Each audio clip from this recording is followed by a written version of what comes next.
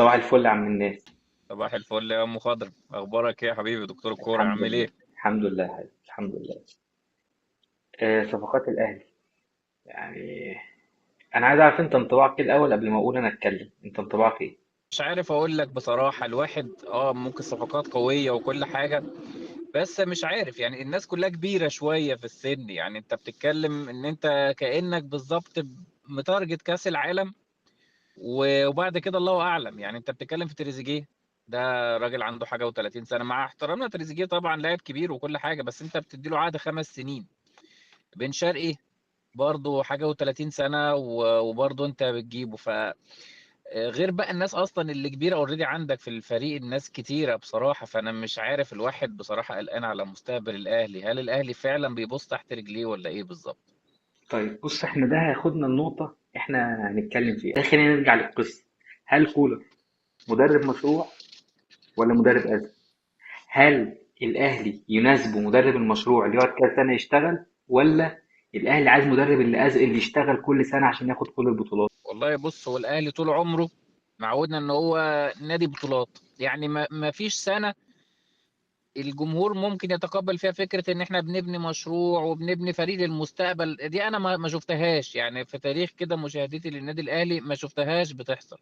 بس انا عندي سؤال واستفسار ليك. هو ليه يا ده يعني ليه انا يا اما اجيب مدرب ازمه، يا اجيب مدرب مشروع، يا اجيب مدرب يكسب بطولات النهارده بس مش هيبني لي مشروع ودايما عايز اللاعب الجاهز، يا اما بقى اجيب مدرب يبتدي يصنع فريق من اول وجديد؟ يعني ليه ما يبقاش الاثنين؟ يعني ليه ما يبقاش في عمليه احلال وتبديل، دايما تجديد في الفريق؟ انا عندي نجوم دلوقتي بس بجيب لعيبه صغيره برضو هتفيدني في المستقبل، يكتسبوا خبرات من اللعيبه اللي موجوده ويفيدوني بعدين. يعني ليه المدرب مستعجل دايما؟ يعني ليه كولر مثلا زي ما قلت لك، ليه ما صبرش مثلا على اكرم توفيق؟ يعني ليه فجاه كان عايز يخلص من اكرم توفيق باي طريقه، ولا انا مش عايز اللاعب ده وكان هيدخله في صفقة مجرد ان انت هتودي اكرم عشان تجيب حد تاني؟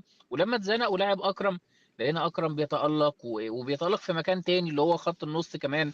ودلوقتي احنا متضايقين ان اكرم ماشي وهيسيب الفريق. نفس الكلام بيتكرر مع كريم الدبيس برضو، اللي كان مش عاجبه مش عايز يلعبه، ولما لعبه الله ده ما كويس اهو. يعني ليه بالظبط؟ انا مش قادر افهم يعني. بص، هو مش فكرة ان انت يا ده يا ده، هو الفكرة ان في واحد بيعرف يعمل ده وواحد بيعرف يعمل ده. يعني انت مثلا جوارديولا لما جيت دلوقتي بتتحط مع لعيبه كواليتي اقل من اللي متعود يتعامل عليه، نتائج كانت زي ما هي ولا نتائج اقل؟ اكيد النتائج اقل. اقل طبعا. نتائج الكلام واضح، يعني اكيد نتائج اقل والكلام واضح. طيب، فهي دي الفكره. هو الراجل بيعرف يعمل كده، هو كولر عشان بيكسب بطولات لازم يبقى عنده لعيبه جاهزه. نفس القصه على ناس كتير، مش هقول لك اسماء، يعني هو كده. في ناس تانية لا، هي ما بيعرفش يعمل القصه دي كلها، زي يورجن كلوب. ده راجل كفاءته كلها انه يشتغل على لعيبه صغيره ويرفع بمستواه ويطلع واحده واحده. انت هنا في الاهلي، مش في مصر، في الاهلي انت ما ينفعش تصبر على مدرب 5 سنين. يعني أنا مثلا اقول لك على حاجه ابسط، بيراميدز منشئ سنه 2019 ولا 2018، من ساعتها لحد النهارده اول بطوله خدها كانت الصيف اللي فات اللي هي الكاس. صح ولا غلط؟ 6 سنين خد بطوله واحده اللي هي الكاس. مش اعمال بيتعاير من جمهور الاهلي والزمالك والاهلي بالذات طبعا ان هو فرقه وما عملوش حاجه وما كسبوش وده ملوش جمهور. ما بالك بقى بالاهلي؟ ده الاهلي عشان خسر ماتش بضربات الجزاء السوبر الافريقي الناس كانت بتقول لك مشي كوره. حصل ولا ما حصل؟ حصل معاك، بس هو في فرق ما بين ان احنا بنقارن ما بين الاهلي وما بين ليفربول او بيراميدز.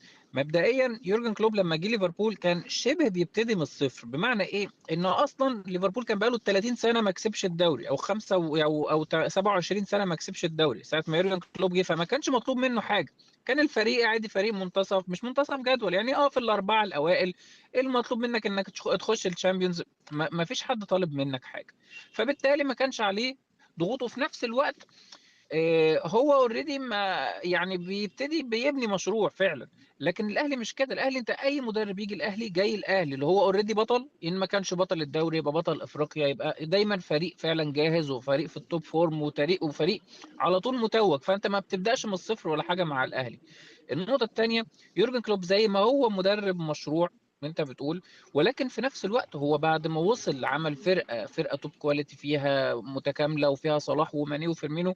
لقينا بيجيب لا انا هجيب نونيز، طب انا هجيب ديفيد لويس دياز، طب انا هجيب الكانتارا، وبيدخل لعيبه على طول بحيث ان العجله تفضل ماشيه. النهارده يورجن كلوب قعد في ليفربول 7 8 سنين، ولما مشي جه ارن سلوت على نفس الفريق وبيكمل وهيكسب اهو الدوري شكله. انما بيراميدز لا، بيراميدز كان بيبدا من الصفر، كان من الولا حاجه نادي الاسيوطي، فجاه خدوه بقى اسمه بيراميدز. يلا هات نجوم مصر كلها ويلا، فطبعا ده بيبدا اوريدي من الصفر، عشان كده الموضوع ممكن ياخد وقت طويل. انما الاهلي مش كده.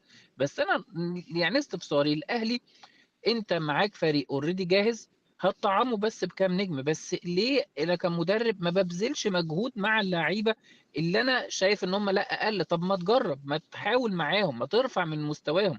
زي ما يورجن كلوب مثلا خد صلاح اللي هو كان وينج مميز، عمله احسن لاعب في العالم النهارده.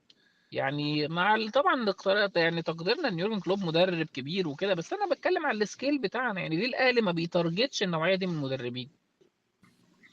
عشان الاهلي عليه ضغط جماهيري طول الوقت. يعني الاهلي طول الوقت مضغوط بجماهيره ان انا لازم، يعني النهارده ما أنا بقول لك الاهلي كولر خد 9 بطولات في سنتين. البطوله الوحيده اللي خسرها كانت السوبر الافريقي برضه بجون من ضربه جزاء في ماتش. يعني كل البطولات اللي خسرها كولر ايه من ساعه ما جه الاهلي؟ آه السوبر الافريقي والسوبر مرتين. ما فيش اه السوبر الافريقي بس، يعني السوبر الافريقي اللي هي بس. لا وكاس العالم بطولة للانديه.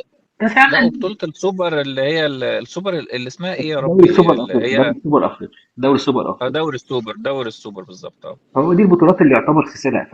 فانت مم. فانت لو هتقارنه هتحطه في مقام مانويل جوزيه، هتحطه في مقام الناس اللي عمل انجازات في الاهلي، لان الراجل اه واخد 2 افريقيا وبتاع. بس في النهايه عليه من اول الموسم حمله انتقادات رهيبه رهيبه على القصه. هو ده الاهلي كده، هو ده قدر الاهلي، هو ده قدر جمهور الاهلي. جمهور الاهلي عايز دايما طول الوقت الناس تكسب.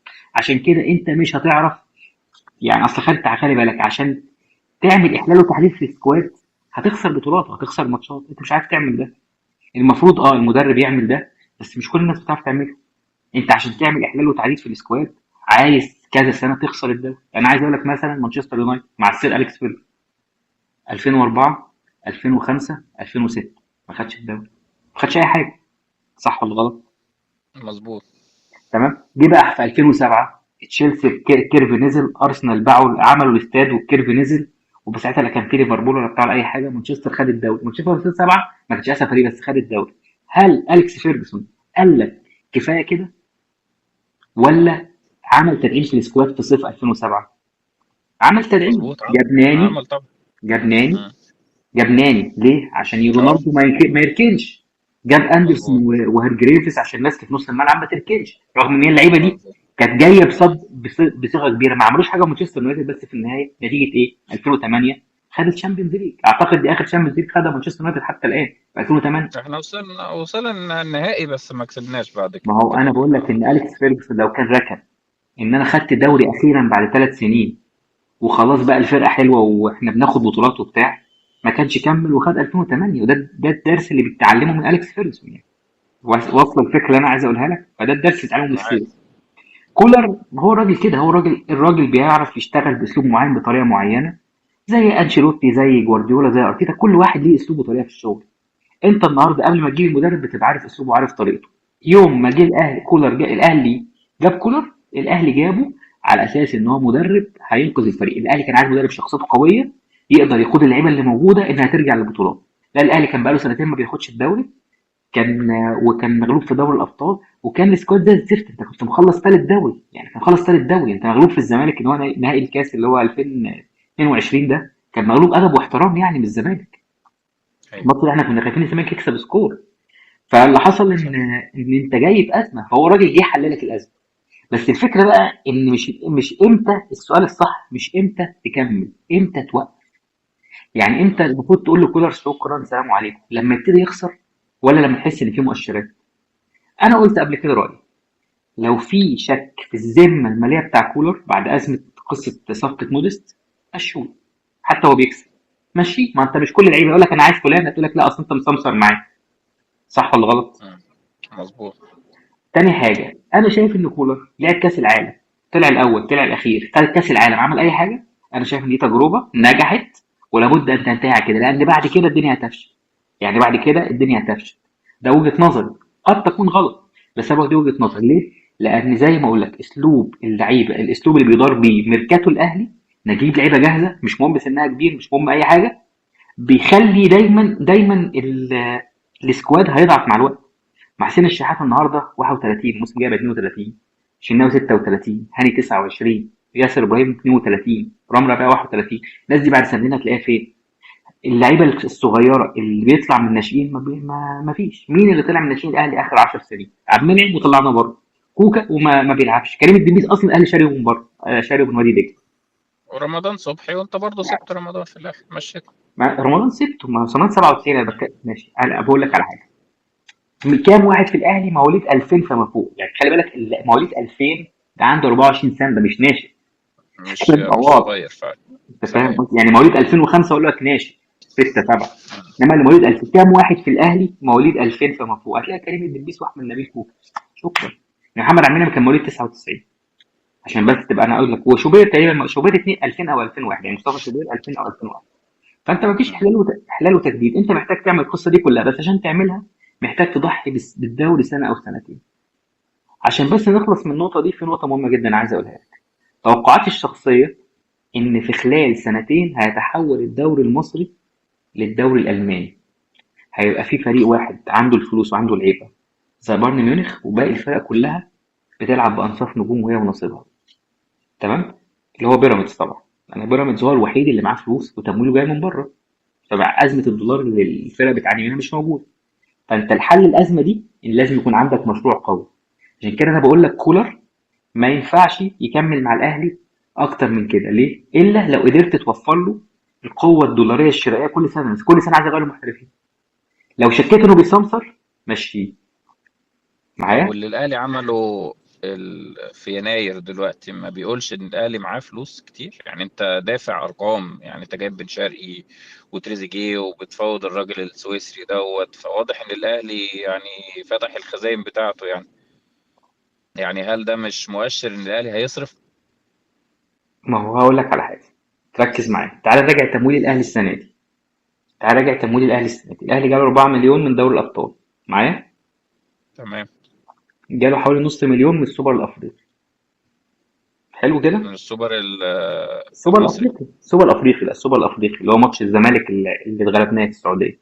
ما احنا اه ماشي. وجاله، انا بس انا عايز هتارجت حاجه معينه، وجاله 2 مليون من مشاركه في الانتر كونتيننتال. خلاص. يعني جاله 6.5 مليون دولار السنه دي بناء على انه فاز ببطوله افريقيا. تمام. ففي في اليمنت كده 6.5 مليون دولار، يعني حوالي 350 مليون جنيه دخلوا خزنه الاهلي السنه دي بناء انه بطل افريقيا. تخيل بقى السنه الجايه ما خدش افريقيا، في 6 مليون دولار مش هيتحطوا في الخزنه بتاعتك. وصلت ولا ما وصلتش؟ بس بس في فلوس ما كاس هو العالم. مش مهم، ماشي. كاس العالم دي احنا ما نعرفش كام، وفلوس كاس العالم دي بس الكلام انها فلوس كتير يعني. فلوس كاس العالم كتير، والاهلي هيزود حقوق الرعايه. انا بقول لك ماشي اوكي. انت ما ينفعش تتكلم على افرض كاس العالم ده اتلغت بكره الصبح.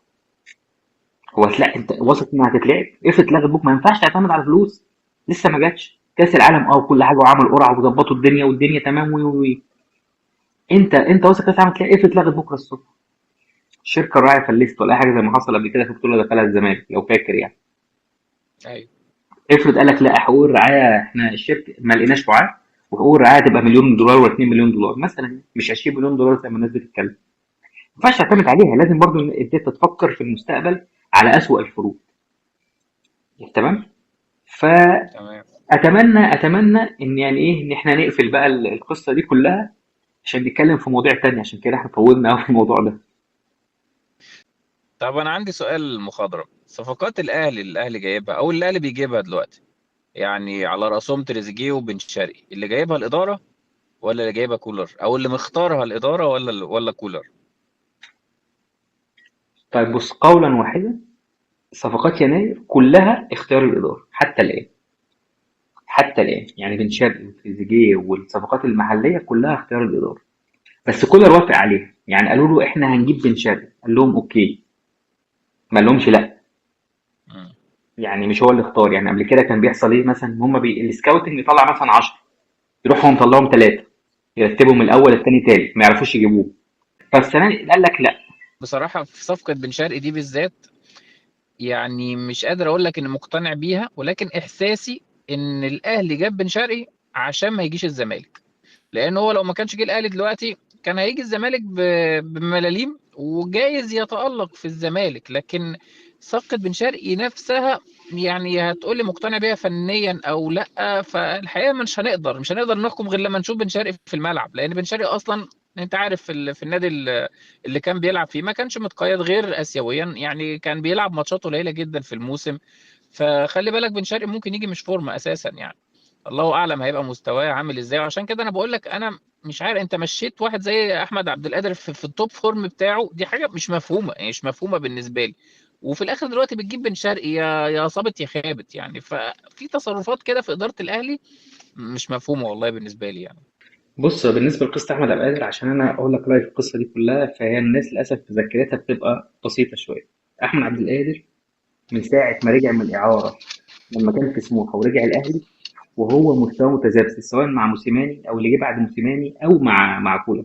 عمر ما عبد القادر حد يفتكر له ماتشين حلوين ورا بعض، عشان بس الكلام يبقى واضح. يعني افتكر لعبد القادر ده في 3 سنين اهو من ساعه ما رجع من الاعاره من سموحه، 3 مواسم افتكر له 10 ماتشات حلوه، عشان بس الكلام يبقى واضح يعني. لدرجه هو ان السؤال انت يعني انت انا هقول لك فضلت بس، صابر عليه هقول لك لحد بس ما هقول لك مستواه. رأيي. مشكله اتفضل. عبد القادر في حاجتين ان الناس مش فاهماها. اول حاجه ان عبد القادر ده مش اللعيب اللي لا مؤاخذه بيهين نفسه في الملعب. هو ده لعيب من اللعيبه اللي ايه، اللي عايز يلعب بقى بالشوكه والسكينه ويرقص والقصه دي كلها. ده مطلوب، مطلوب. هيجي ماتشات تزنق معاك، عايز لعيب يعمل لك الفرق ده. خلاص عشان نبقى متفقين. لكن عبد القادر ياخد اوقات من المباراه، مش اللي هو يلعب ماتش كل 3 ايام. ممكن يلعب ماتش او ماتش لا، يلعب اوقات من المباراه، ينزل يحل ازمه، هيبقى كويس جدا. انما عبد القادر تبقى هو الوينج الشمال الاساسي فاهم ده كل ماتش، لا هو مش كده. عنده مشكله تانية، مشكله بدنيه، والمشكله الاكبر انه مش مقتنع ان عنده مشكله بدنيه. فاهم قصدي؟ يعني هو عبد القادر مشكلته انه مش مقتنع ان عنده مشكله، فما انا بيطورش شايف ان منه. هو كويس. هو شايف ان هو كويس. فعبد القادر كان الحل الامثل ليه انه يطلع اعاره. يطلع اعاره، بص انت مشكلتك مع كولر راجل ما بيحبش الحريفه، اطلع افشخ الدنيا وريني نفسك. واظن ده كان قرار ناجح، على الاقل على الاقل ان انت لو ما استفدتش بيه فنيا، لو كولر كمل، انك تستفيد بيه ماديا وتبيعه بفلوس كويس. فده كان القرار الامثل بالنسبه لعبد القادر وبالنسبه لديانج، عشان بس الكلام يبقى واضح. بالنسبه للصفقه بتاع بن شرقي، عشان بس الكلام يبقى واضح، بن شرقي قيمه فنيه كبيره، الراجل ليه نجاحات، عارف الدوري المصري، عارف القصه دي كلها. قصه انه متقيد اسيويا بس مش متقيد محليا، ده لانه اتقيد متاخر وهم كانوا قفلوا عدد المحترفين فما كانوش عارفين يأيدوا محترف زياده. لان هو كان في مشكله كده، كان جاي الزمالك وبعدين الزمالك حصل مشاكل فما تأيدش او ما مشوش الصفقه. فرجع مضى سنه مع نادي اللي هو الريان القطري فما لعبش. وانا شفت له ماتشات مع الريان القطري، لان هم في يناير جم سجلوه تاني في القائمه، يعني لما فتح القيد حطوه في القائمه، بعدين جابوا محترف فشالوه تاني. وهو ده يمكن اللي ضايقه وخلاه يقفش ان هو عايز يمشي يعني. مم. ده بالنسبه لبن شرقي. بالنسبه لصفقات الاهلي اجمالا، انا شايف ان الرضا عن صفقات الاهلي على عكس ما الناس راضيه. انا شايف ان الرضا على الاهلي لا يتعدى 40 50% حتى الان، يعني 40 50%. لان انا احنا، ده اللي فعلا كنت عايز اسالك انت كمخضرم، ما رايك كيف صفقات الاهلي وتقييمك ليها لحد دلوقتي؟ انا شايف ان رضاي عن صفقات الاهلي حتى الان لا يتعدى 40 50%. تمام. انا جبت مصطفى العيش صفقه دفاعيه عدديا كويس، بنزل بالاعمار. انا مش في قصه، انا مش فارق معايا ان هو اعاره، هو اعاره ناشفه، اعاره جافه، اللي هي الاعاره اللي هي بدون شراء دي. فمش فارقه مم. معايا، كده كده اللي عايز يشتريها يشتريه. تمام. مش فارقه. تمام. بس هو الفرق انت لعيب صغير في السن جبته مع صوت اللعيبه الكبيره، على الاقل هيكون معاك في الماتشات وبعدين يكون اشول. ده هيديك افضليه شويه ان عندك مساك بيلعب برجله الشمال، مع رامي، مع ياسر، مع اشرف داري اللي احنا عايزين نشوف حل بقى. ما هو الراجل ده يا يلعب يا يمشي، ما هو ما مم. يقعدش واخد مكان صح. محترف ياخد دولارات على الفاضي. صح. يوسف ايمن صفقه المشبوهه اللي انا مش فاهم فيها حاجه. بص لازم ندي كل حق من حقه يعني. دي صفقه مشبوهه. يعني اجيب لعيب اعاره مش دولي مع منتخب قطر واديله فلوس بالدولار، اصل هو بيتحاسب مصري واديله فلوس بالدولار، وفي الاخر المدرب مش عاجبه وما بيلعبوش. ده المدرب ده لو الفرقه كلها اتشلت ما كانش بينزله، ده كان بيلعب مظبوط. كوكا ونيدفيد مساكين وما كانش بينزله. لا صفقه لازم لا، يتحقق فيها. الصفقه مش مفهومه بصراحه اه خالص يعني. لازم الموضوع ده يتحقق فيه. فعدديا في الدفاع انت كنت محتاج حد ماشي، واحمد رضا انا ما اعرفوش وما شفتوش، بس لعيب صغير في السن وكان ناشئين الزمالك اكيد عنده حاجه، فماشي ده هيملى الدنيا دي كلها. بس في نفس الوقت انا في لعيبه عالة على السكواد لسه موجوده، يعني انا كان برضو اهم حاجه عندي في السكواد ان اخرج الناس دي. خرجت يوسف ايمن، كريم لبس ما خرجش، اسمه ايه ده، شويه الناشئين اللي محطوطين زي مصطفى بالخير وسمير محمد والناس دي كلها، ما الناس دي ما بتلعبش، مكتوبين في القائمه وفي القائمه الافريقيه وما خرجوش، لا يلعبوا يا يخرجوا. لازم اللي قاعد على الدكه ده يبقى واحد ينفع ينزل، يعني ينفع صح. ينزل. ده عشان كده انا مش راضي عن الميركاتو في خروج اللاعبين، ومش راضي في اللعيبه اللي جت. جبت مصطفى العش، جبت احمد رضا، حلو، صفقات معقوله، وجبت بن شرقي تدعيم. طب انا ماشي، بن شرقي جاي مكان رضا سليم، مين اللي جاي مكان بيرسي تاو؟ مش معقول سكواد الاهلي يبقى فيه ولا جناح اشول، ما ينفعش. انا ما عنديش جناح اشول غير محمد عبد الله. محمد عبد الله صغير في السن، ما عندوش الخبرات الكافيه اللي تخليه يشيل الفريق. وكولر زي ما قلت لك هو راجل عايز اللعيب الجاهز، عايز اللعيب اللي ينزل يلعب، مش هو بقى اللي هيقعد بقى ويعلى ويعلى القصه دي كلها. فقلت لك كولر ما مدرب ازمه بيستاهلش. وحل ازمه، فخلاص كفايه عليه كده، نشوف بقى حد تاني بقى يبتدي، يا ينزل بمعادله الاعمار، يا اما نجيب حد تاني بقى يشتغل في القصه دي، او يشتغل ببادجت اقل. انا انت هبقى راضي عن الميركاتو لو جبنا نص ملعب قوي، معرفش هو مين، لو جبنا جناح قوي بيلعب برجله الشمال، واحنا كنا محتاجين مهاجم ثالث يعني. انا ما اعرفش مستوى سمير محمد وحمد عبد الكريم عشان ما شفتهمش، بس الاهلي محتاج مهاجم ثالث مع جراديسار وسام ابو علي. جراديسار صفقه كويسه عشان بس اتكلم بواضح، وجراديسار مستواه في الملعب اعلى من مستواه اللي شفناه في الفيديوهات. يعني خلي بالك احنا ما اتفرجناش على الدوري السلوفيني، الفيديوهات اللي انا مظبوط. شفتها مهاجم بيجيب اجوان، عنده ملكه احراز الاهداف. لكن لما شفته في الملعب لا، لمسته حلوه، رايق، يمكن رجله الشمال ضعيفه شويه بس هو هيدر كويس، قوي جسمانيا، وش رجله حلو، رايق. لا هو لعيب رايق وبينزل ويسقط ويعمل كذا، رايق. بس برضه خلي بالك ان اسلوب لعبه قريب شويه من اسامه ابو علي، يعني انت لو اتزنقت عايز تلعبهم الاثنين مش هيدوك حاجه، الاثنين هيرخموا على مش بعض في هينسجم. الملعب. لا مش هينتجموا، يعني افهم هيرخموا من على بعض. كده انه مش هيكونوا متكاملين، تقصد مش يعني ان هيكونوا هيبقوا متكاملين. الاثنين انت نسخة دايما من بعض. لما تلعب باثنين مهاجمين او اثنين مدافعين لازم يكونوا مش شبه بعض، فاهم مظبوط. قصدي؟ يعني اللي هو ستايل جيرمين ديفو مع بيرباتوف مثلا، حد طويل وحد قصير وسريع والكلام ده بحيث يكملوا بعض. يعني انت الوقت انت قلت مركزين، يعني خط النص وال ووينج بيلعب برجله الشمال. طب انت لو قلنا الاهلي راجع له ديانج وممكن يرجع له احمد عبد القادر، كده انت هتبقى راضي عن عن سكواد الاهلي؟ بص هو انت اثرت نقطه ما حدش، يعني في نقطه انت اثرتها من غير ما تاخد بالك بس ما حدش اتكلم فيها. بص يا سيدي، الاهلي جاب دلوقتي جناح اجنبي، ايا كان بقى كوتيسا او القصه دي كلها، ما اتكلمناش احنا في الموضوع ده. اه. هيبقى معاه كام محترف؟ خمسه. خمسة مظبوط. يجي ساعه كاس العالم هيبقى معاه كام محترف الموسم مع الجاي ده؟ رجوع خلي مع بالك رجوع انت ديانج راجع لك اكيد. مين؟ راجع لك ديانج والاعاره، راجع مم. لك القندوسي انت بعته، سيبك من القندوسي، راجع مم. لك الواد التونسي كريستو، اه. ده اصلا كريستو. اعاره، انت نسيه، مم. هيرجع لك اعاره. مم. هيرجع لك علي معلول من الاصابه، لو ما راحش اي نادي هيبقى اسمه على قوتك برضه وهو معاك، مم. ايوه. ماشي. هيرجع لك رضا سليم اللي انت رفعته من القايمه، مم. ما هو لسه على قوتك. فانت خلي بالك صح. ان انت في الصيف الجاي بتاع كاس 9 مطالب انك تشيل 4 محترفين من القايمه. هو اعتقد يعني يحيى عطية الله، طبعا انت عارف انه اعاره، والولد القطري ده دوت، فعلا، فدول لا الواد القطري ده مش، احتمال ما يكملوش. لا الواد اه. القطري ده خلاص اتشال من القايمه، هو كده كده كان محسوب مصر، يعني يوسف ايمن اه. ده كان محسوب مصر، وهي هتدخل مم. اعاره، يعني انت لو اتزنقت هتقول له ايه؟ جود باي اند جود لك ومع السلامه، خلاص. تمام. لكن هيتبقى مم. لك اشرف داري، انت كده كده عايزه. هيتبقى مم. لك جراديسار، انت كده كده جايبه وعايزه. هيتبقى لك الوينج اللي هتجيبه اللي سواء كوتيسا او دالا او ايا كان بقى من الاسامي اللي بتتقال دي.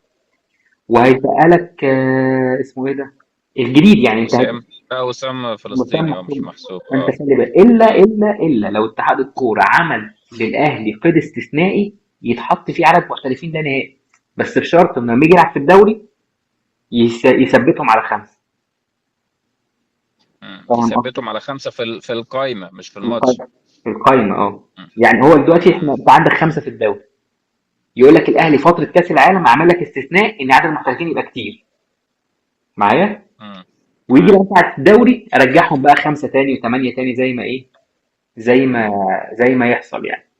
ده الحل ليها، الا لان انت هتلاقي نفسك في شهر 5 انت مطالب انك تفسخ عقد من 2 ل3 محترفين، او مش هتفسخه ده هيلوي دراعك. يعني انت متخيل اه واحد زي طبعا. كريستو ولا واحد زي بيانك عارف انه ملوش مم. مكان في القايمه، مش هتكسب فيه مليم، هتضطر تديله فلوس كمان مش تكسب فيه فلوس. صح. فاهم قصدي؟ زي القندوسي كده اللي أيوة. انت بايعه باقل مما جبته، مع ان انت القندوس ده كان ممكن تبيعه ب 2 3 مليون دولار، انت بعته ب 700,000. لا الاهلي الحقيقه بيخسر كتير، يعني الاهلي في الصفقات وفي البيع الاهلي بيخسر كتير. يعني انت النهارده كهربا ماشي بملاليم، بيرسي تاو ماشي بملاليم، وحتى اللي بتطلعهم اعارات بتطلعهم برضه بملاليم. فانا مش فاهم يعني الاهلي ليه بيخسر؟ يعني ليه انت ليه بتشتري بالغالي جدا ولما بتبيع ببلاش؟ يعني دي حاجه انا مستغربها بصراحه في اداره الاهلي للصفقات البيع والشراء. في برضه نقطة كده كنت عايز أسألك فيها قبل ما تروح مني بالنسبة للزمالك ومشلاك. يعني أنا مش فاهم إيه موضوع مشلاك. الزمالك قرر فجأة إنه مش عايزه، طب خد 450 ألف دولار ونفسخ الإعارة. مشلاك مش راضي، قال لك لا أنا عايز عقدي كامل. قال له طب خلاص مش هتتدرب مع الفريق. وجروس قال لك أنا مش عايزه، مش هيتدرب مع الفريق، فبقى بيتدرب فردي. فبيفكر، أنا سامع إن هو هيشتكي في الفيفا. الزمالك دايما عنده مشاكل الحقيقة يعني.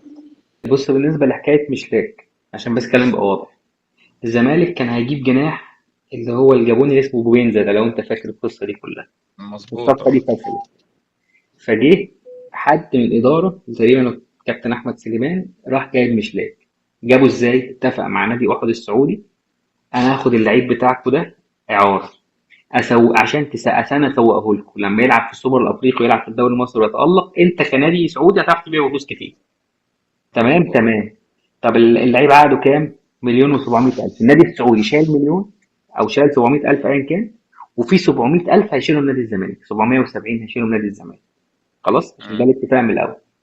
جه اللعيب طبعا ماتش سوبر افريقي نزل احتياطي، لعب كذا ماتش بعد كده مستواه ما كانش قد كده. جه الراجل الخواجه الجديد، الخواجه القديم ما كانش مختاره والخواجه الجديد ما عجبوش. خلاص عشان بس الكلام واضح. مم. ويقال ان في ناس بتعامله وحش من النادي عشان ما يبانش ان اللي جاب الصفقه جاب صفقه جامده، يعني كخلاف اه. داخلي مالناش دعوه. مالناش دعوه. مم. فاللي حصل دلوقتي ان هو عايز مكان محترف، مع ان الزمالك مشى سامسون ففضى مكان، وغالبا هيرفع مم. النفوس انه كان فضى مكان، بس الزمالك عايز يجيب مكان محترف وده واحد بياخد دولارات. طبعا الزمالك ما بيدفعش مرتبات يعني. طبعا مالناش دعوه، مظبوط. مالناش دعوه، حاجه ما تخصناش، حاجه ما تخصناش. مالناش دعوة. مم. الزمالك ما بيدفعش مرتب، فالراجل ما خدش حاجه من الفلوس اللي ال 700,000 اللي متفق عليهم من اول السيزون. فراح خلاص قالوا طب ايه، خلاص احنا هنقطع الاعاره وترجع النادي بتاعك. النادي بتاعه مش عايز، والنادي بتاعه كمل عدد المحترفين بتاعه اللي هو احد. حلو كده. اه. طب هو ينفع يلعب في حلو. نادي؟ ما ينفعش في اي حته، لان هو في القانون يقول لك ما ينفعش يلعب اكتر من 3 انديه في موسم واحد. فهو لعب في احد مم. ولعب في الزمالك، اذا ايه؟ هو هيرجع ملوش مكان تاني ملوش اه. مكان، هيقعد يا ده يا هيقعد. ده. مم. يا ده احد مش عايزه مم. والزمالك مش عايزه، خلاص قال له طب تمام انا عايز فلوس، عايز ال 770 الف، ما ينقصوش، ما ينقصوش سنت، مش ما ينقصوش دولار، ما ينقصوش سنت. قالوا طب مم. نديك 300 وتسكت، قال لهم لا. 400 وتسكت، قالوا لا. قالوا طب خلاص هننزلك تتدرب مع الناشئين، قال لهم انزل اتدرب مع الناشئين. فهو مم. طبعا ده بقى خرق للبنود. فدي طب. دي ازمه يعني ازمه كبيره قوي. ومش اول مره على فكره يعني نادي الزمالك اتحط فيها، دايما بيمشي المحترفين يقول له بروح خد فلوسك من الفيفا. يعني هما بيدفعوا غرامات بتاخيرات من حاجات من 10 15 سنه تقريبا. ما فيش لعيب ما اشتكاش الزمالك في الفيفا من 10 لعيب مصري ولا اجنبي، ما فيش حد ما اشتكاش. فدي ازمه لازم يحلوها. ودي حاجه بقى برضو احنا ايه، ما ينفعش نتكلم عن الخصم عشان ما يظنش ان ايه ان احنا بنتكلم على ايقافه، يعني هو مش عايز يجيب لعيب حلو. الحقيقة الزمالك عندهم فن صناعة أزمات. يعني هم، يعني الزمالك طول عمره كده هو عنده فن ازاي احط نفسي في ازمه. يعني هم عندهم موهبه في الموضوع ده الحقيقه. اوقات بيصعبوا عليا فعلا يعني اداره الزمالك.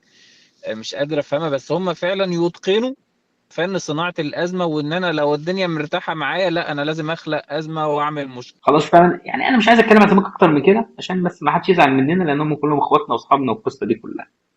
عايزين بس نشوف اخر مستجدات صفقات الاهلي. يعني عايز اتكلم عن اخر مستجدات صفقات الاهلي عشان يعني مش عايز الفيديو يطول عن كده عشان الناس ما تزهقش يعني اللي تمام. هيسمع الفيديو. بص اخر مستجدات صفقات الاهلي. الاهلي آه باقي له مكان محترف، المفترض انه هيسجل هيقيد فيه جناح اجنبي. كولر عايز كوتيسا. كوتيسا رايي انا ايه، انا اتفرجت عليه، هو وينج جامد جدا جدا جدا. كوتيسا عمره ما مم. هيجي الاهلي غير في هذه الظروف، انه يجي في يناير بقى 6 شهور في عقده، لان قيمه التذكره بتاعته عاليه، يعني قيمه التذكره بتاعته 4.5 مليون دولار. مهاجم هداف الدوري السويسري، لو هم باعوه هياخدوا 5 و6 مليون، انما هم مثلا واقفين دلوقتي على مليون و800 الف. لو الاهلي دفعهم كاش هياخد اللعيب. خلاص، ممكن يكون بقى الاهلي مستكتر الفلوس، مش هيقدر يوفر مليون و800 الف كاش مره واحده، فعايز يقسطهم، هو ده اللي واقف في القصه دي كلها. غير كده الاهلي هيجيب في الجناح اللي هو الروماني، اللي هو بيلعب في منتخب النمسا ده. ده ميزته الوحيده بالنسبه له اللي هو راؤول ده، ان هو اشول، واحنا ما عندناش حد اشول، يعني لسه بيلعب رجل اليمين مش الشمال. اه. تمام. في ناس تانية تحت السن بيفاوضوهم عشان يفضوا مكان لعلي معلول. يعني كل ده عشان يحاول يفضي مكان لعلي معلول. اداره الاهلي عايزه تقيد علي معلول باي شكل، يعني عايزه تقيد اداره علي باي شكل. خلاص. مم. علي معلول، قول لي انت رايك بقى في علي معلول، في الازمه، في القصه بتاع علي معلول.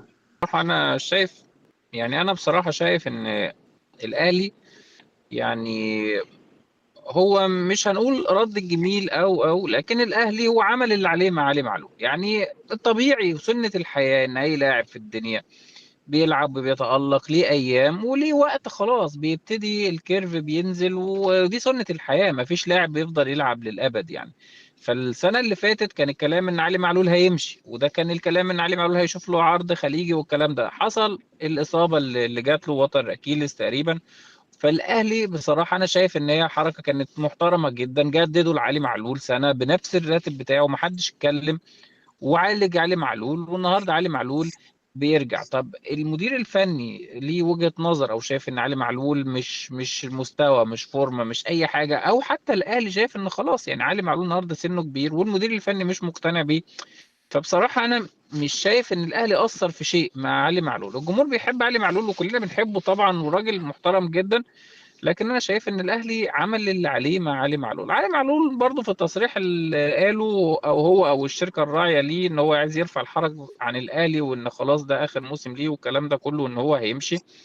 فانا بس كنت اتمنى وما زلت اتمنى ان خروج علي معلول من الاهلي يكون بطريقه شيك وبطريقه تليق بالطرفين. لكن انا مش شايف ان في حد اثر مع علي معلول بصراحه يعني. واذا كان دي خلاص يعني وجهة نظر المدير الفني انه مش هيقيد علي معلول او مش عايز يقيده، فانت ما تقدرش برضه تجبر المدير الفني يعني على حاجة زي كده. ده وجهة نظري يعني. بص، هو بالنسبه لعلي معلول احنا اتكلمنا كتير قوي في القصه دي كلها، ولعيب من اعظم اللعيبه اللي جت في الاهلي، اساطير من اساطير النادي الاهلي، اساطير من اساطير الكره الافريقيه دي، ما فيهاش كلام. الغلطه صح. الوحيده اللي عملها الاهلي مع علي معلول انه مش معرفه انت مصيره ايه.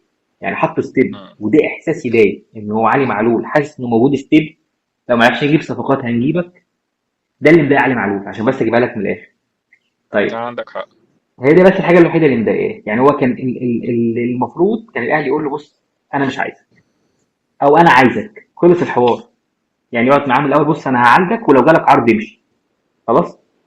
تمام. صح. هو بقى يقول لك لا انا عايز اقعد واقاتل على مكاني، والقصه دي كلها. وانا قلت قبل كده حل، ان الاهلي يطلعوا اي حته اعاره تحت عين الاهلي، يوديه بقى سيراميكا، زد، اي مكان رجع لمستواه، يلعب على الاهلي، يلعب في كاس العالم وتمشي حياته. ما رجعش لمستواه خلاص يعتزل، لان هو برضه خلي بالك اقول لك على حاجه. انت فاكر امير سعيد اللي كان بيلعب في الاهلي؟ اه. فاكره؟ اه امير من زمان ده. زمان، انت عارف ان امير سعيد نفس سن علي معلول؟ الاثنين مواليد قد علي 90. معلول. انت عارف الاثنين مواليد 90. ما انا فانا بقول بقول لك من لك يعني زمان. انت متخيل، يعني الناس اللي آه. فاكر امير سعيد كان بيلعب بس قد ايه، ده مع مانويل جوزيه. يعني هو كبير مم. اوريدي، علي كبير. علي السنه دي مم. هيتم يعني مع نهايه الموسم هيتم 35 سنه. فهو كبير على مركز باك ليفت يعني. فهو ما قلناش في كل احترام، ويرجع بعد كده يا اما ياخد منصب اداري في الاهلي. الاهلي اللي حاليا بيدور على مدير كوره، اغلب الظن إنه هيبقى وليد سليمان، عشان بس انا بقول لك يعني. الاهلي يرجع هو علي معلول يبقى مدير كوره، او لو مستواه رجع يرجع يلعب سنه كمان في الاهلي، يروح الصفاقسي. يا عم هو عايز ينهي حياته يروح الصفاقسي. بس هو الغلط من الاداره زي ما بقول لك، ان هو مش محددين له موقف، ما حدش حدد له موقف. يعني دي عندك حق فيها بصراحة. يلا يا باشا، طولنا عليك. تمام، وقدر الله يا حبيبي. بص استمتعنا معاك بصراحة يعني.